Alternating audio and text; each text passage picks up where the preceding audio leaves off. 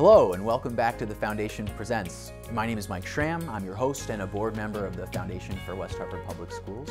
Today we've got two guests. One is a teacher at Hall High School here to talk about her grant, and another is a fellow board member here to talk about West Hartford's Cookin, the Foundation's annual fundraiser.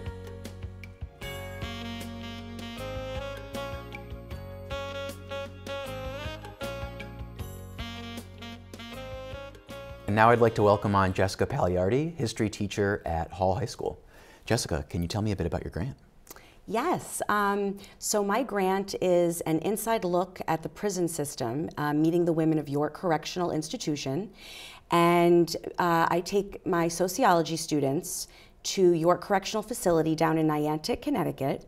This is part of our larger unit on the U.S. prison system and the criminal justice system.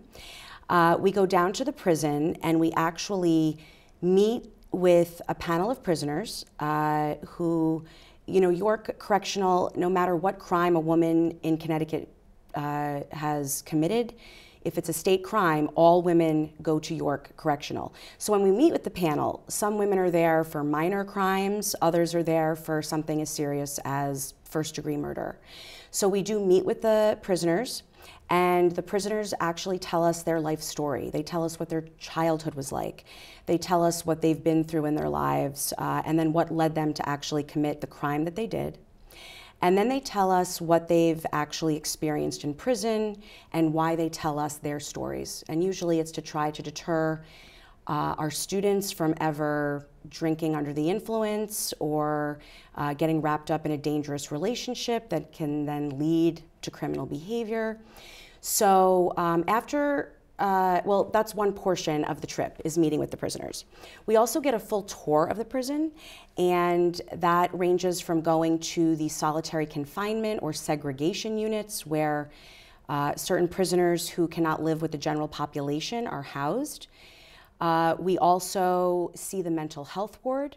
The students usually really appreciate that because they see how a lot of people that wind up in prison do have mental illness, and there are not a lot of other safeguards for them in society, unfortunately. We also see the medical unit. So they see that there's a dentist in the prison, and there are other healthcare professionals. We also have gone to an area where prisoners go if they have gotten an offense in prison, if they've ever committed, if they've broken a rule in prison, if they've ever been rude to a corrections officer. So we see the area where they would actually be tried, where they might actually have time added onto their sentence. So that's the gist of what the grant has provided us, is to be able to go down there. It sounds like a pretty intense experience for the students that you bring. Yes, it is very intense. The students usually are very interested in going, but also a little fearful. And it's very intense, especially at York Correctional, because it does have low-level criminals and also very high-level criminals. The part of the prison that we're at for a majority of the trip, a lot of prisoners are just walking around. They're near us, they're doing jobs at the prison, so the students get a little concerned when they first see the prisoners walking around. But then, you know, they certainly, I would say, adjust, but they do oftentimes comment that it's very intense being that close to the prisoners. When we go to we also get to see the intake area, which is where a prisoner, when they're first arrested and brought there, or if they've just been officially sentenced, they get brought there, they have to go through a whole process of getting taken into the prison, and that can sometimes be kind of scary for the students just to see what that's like, because there's a holding cell that they can be going into. So it's very intense. The students have told me it makes an enormous impact on them, and they never knew that this part of society existed. Well, I think that makes sense. I mean, it's not like prison is a topic of everyday conversation aside from people who are watching Orange is the New Black, which I imagine is not an accurate reflection of what you see at York. Tell me a bit about how you came up with the idea in the first place. So I took over the sociology class about 4 years ago. I had taken sociology courses in college and was very passionate about them. And I decided when I started the course that I really wanted to do a unit on the U.S. prison system, because it was something that I appreciated learning more about, and I wanted to be able to spread that knowledge to my students. And then I said, you know what? I thought to myself, in order for this to really make an impact and be real, I need to take them to a prison. And I thought about my own experience in college. My senior year of college, I did go to Greenhaven Correctional Facility in New York. And I met with male prisoners. We had discussions. And my eyes were really, I would say the wool was pulled back from my eyes. I didn't realize, I think like a lot of people, I had different stigmatizing ideas about prisoners. I thought that they weren't smart. I thought that they had no value. And I'm in some ways ashamed to say that, but I was, I guess, not fully morally developed. And going to that prison allowed me to see that these are humans and they have a lot of good qualities, even though they've made terrible, terrible mistakes and decisions. So that's why I wanted to bring my students, and I wanted to make the experience real for them as it had been made real for me. You know, it's an interesting point that you bring up about your own experience and your evolving feelings on meeting and working with prisoners, and I think that that is pretty common for how people generally feel about people who are incarcerated. And I'm wondering what you hear as a typical student response, leading into the trip, what their expectations might be, and then after the trip, how they feel, how their perspective may have changed or not changed. Such a good question. Before we go to the prison, I actually have the students read some prisoner memoirs. Wally Lamb, famous author, he actually teaches a writing course at York Correctional and has taught that for years. And he's published a few books, but one of his books is called Couldn't Keep It to Myself. And it has these memoirs. I think there is some fiction embedded in them, but it was a way he taught the prisoners to kind of tell their life stories.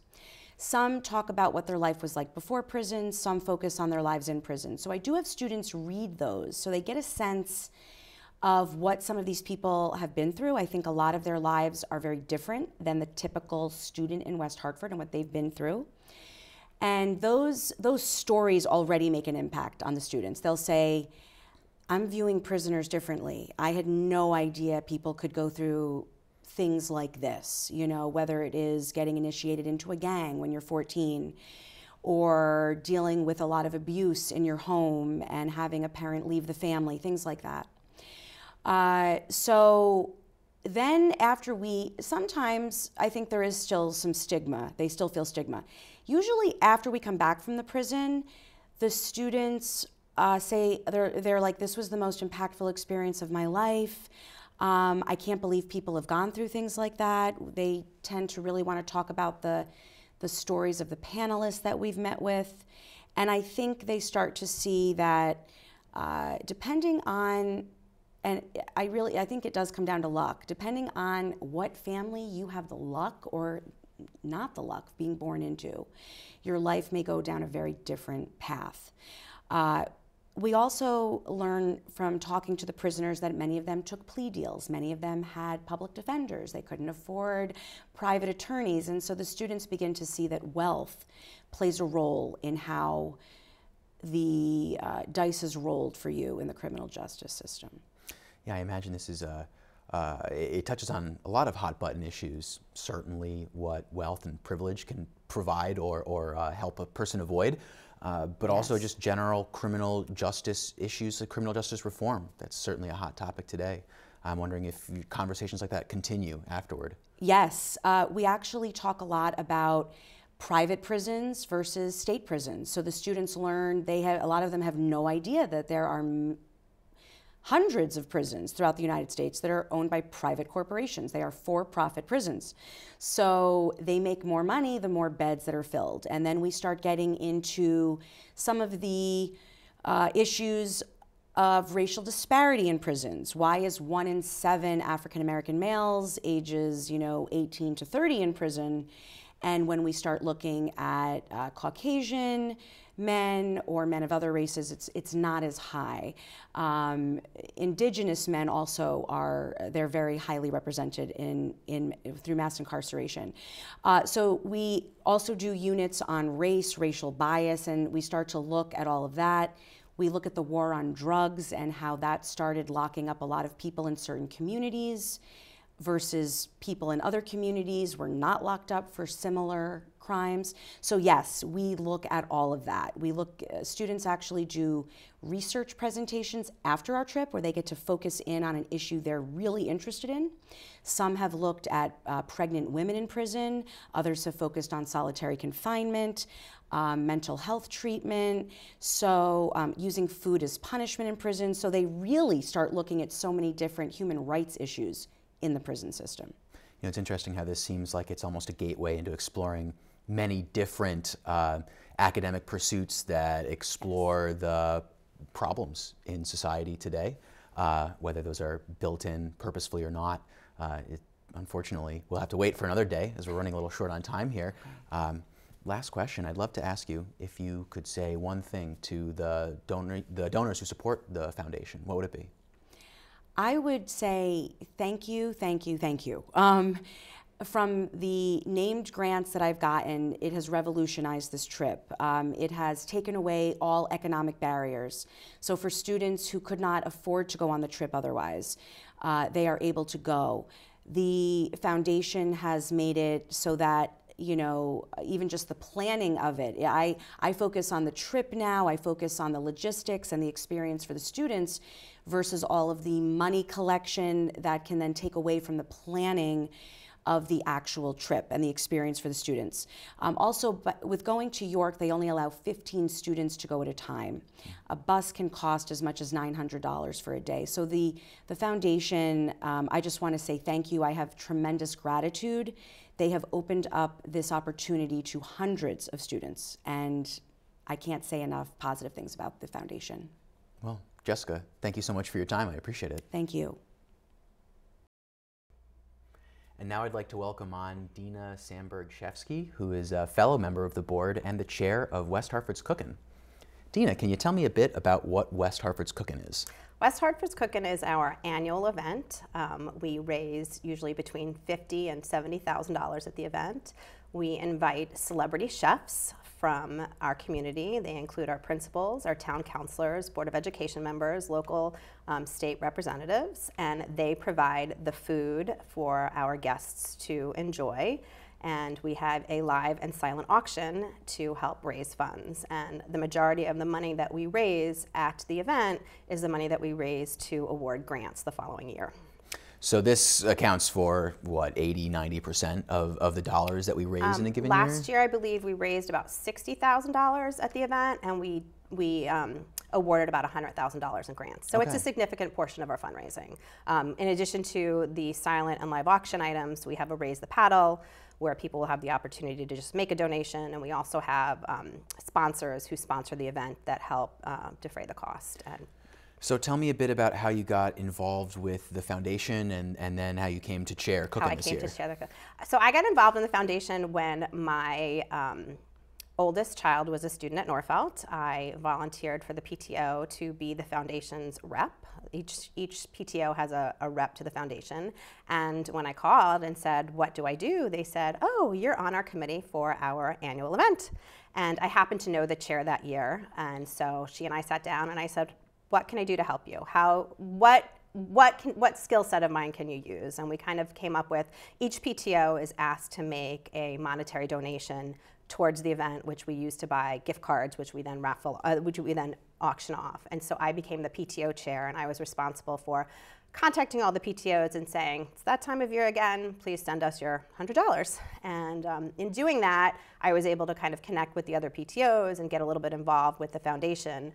And we also run, we check out my credit cards, and I have a personal business where I use a credit card swiper for my phone. So I felt very comfortable running the checkout portion of the evening. So I did that for a couple of years.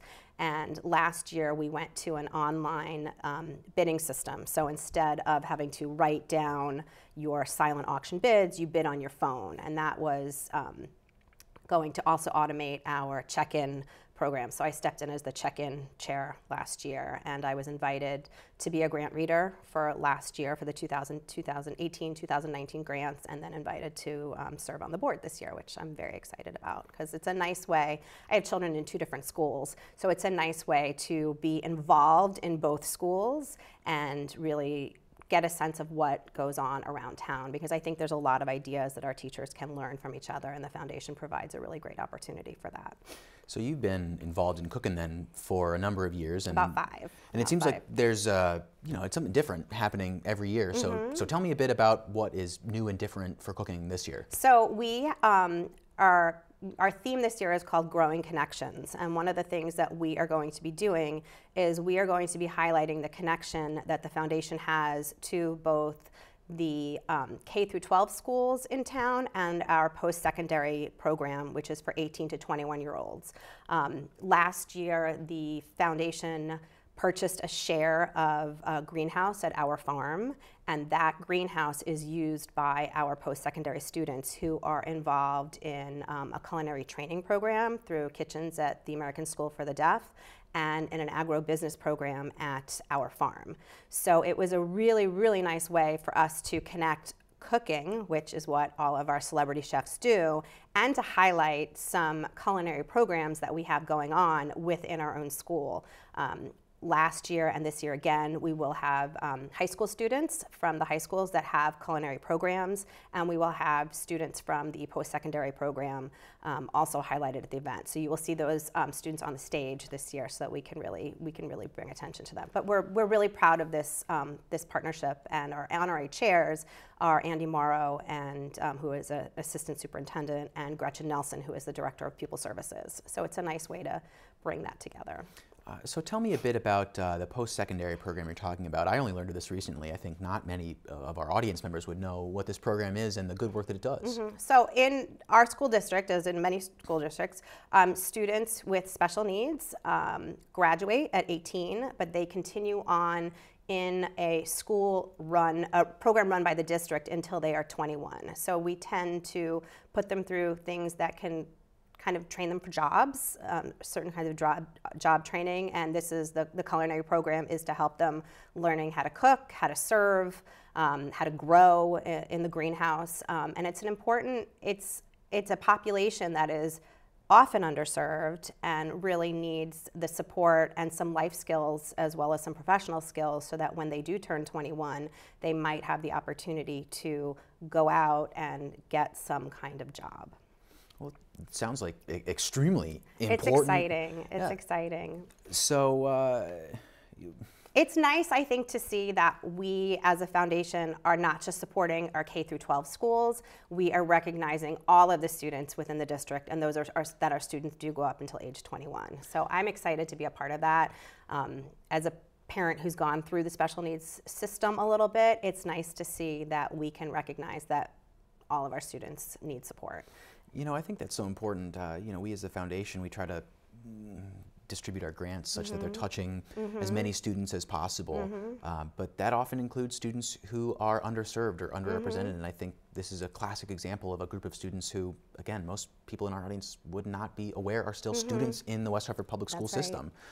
And they're learning skills that are these are tremendous life skills that they can really, and it's also a nice, we're coordinating between different organizations in town. We're working with our farm, we're working with the American School for the Deaf, so it's a really nice collaboration of organizations to support our students. And our farm is, as you said, was in collaboration with the foundation last year as well, so continuing that partnership.